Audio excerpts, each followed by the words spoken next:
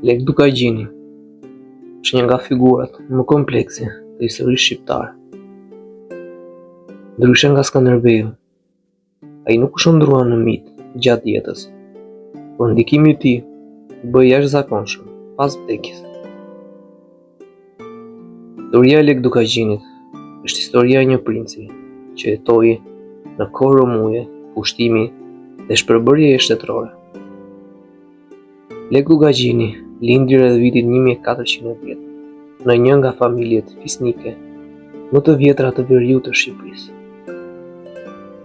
Familja Dukagjini sundonte territore të gjera nga Zadrima deri në malësitë e thella të veriut. Që në rini, Leka u edukua si prijes feudal me detyrën për të mbrojtur tokat, njerëzit dhe nderin e fisit. Në vitet e para të kryengritjes shqiptare kundër Perandërisë Osmane, marrëdhëniet mes Lek Dukagjinit dhe Skënderbeut kishin gjithmonë të qëndrueshme. Burimet historike flasin për rivalitet dhe mosmarrëveshje politike mes princave shqiptar. Kjo ishte e zakonshme në një shoqëri feudale, ku çdo familje fisnike kërkonte të ruante autonominë e saj. Megjithatë, me krijimin e beslidhjes së Lezhës në vitin 1444, Lek Dukagjini u bë pjesë e frontit të përbashkët shqiptar. Ai mori pjesë në luftra kundër osmanëve dhe mbrojtje territoret e veriut nga ekspeditat ndëshkuese.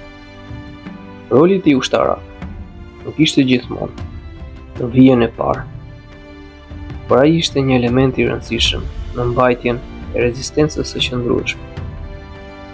Pas vdekjes së Skënderbeut në vitin 1468, situata në Arbëri ndryshoi rrënjësisht. Pa figurën unifikuese të Skënderbeut, principatat shqiptare u përballën me presionin e pandaluar osman. Në moment,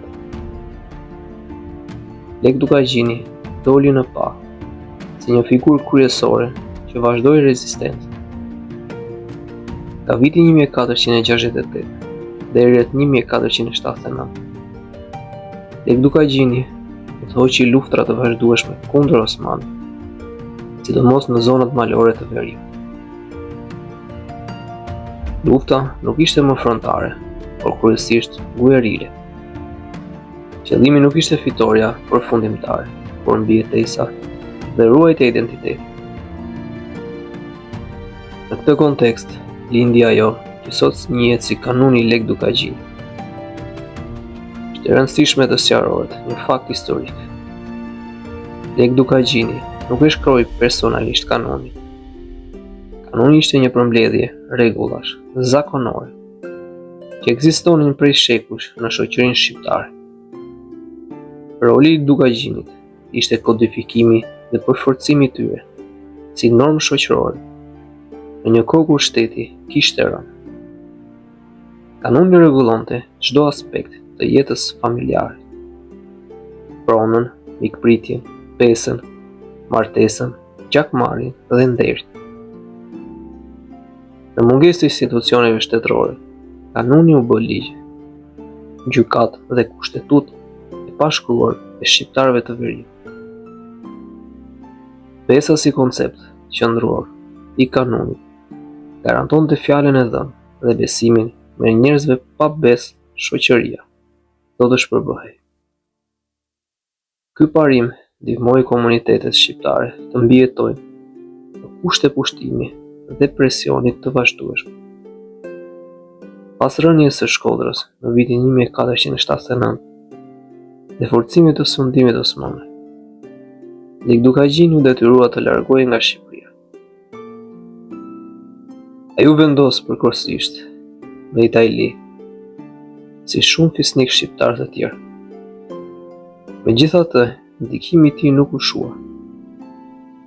Kanoni vazhdoi të jetonte, të zbatoi dhe trashëgoi brez pas brezi. Lek Dukagjini vdiq rreth vitit 1481. Nuk la pas një mbretëri, as shtet, por la diçka më të fortë, një sistem vlerash që mbajti gjallë shoqërinë shqiptare për shekuj. Historia e Lek Dukagjinit nuk është historia e një heroi të zakonshëm. Është historia e një njeriu që kuptoi se kur humbet shteti, ligji duhet të jetojë te populli dhe në këtë kuptim, trashëgimia e tij është po aq e rëndësishme sa ajo e shpatës së Skënderbeut.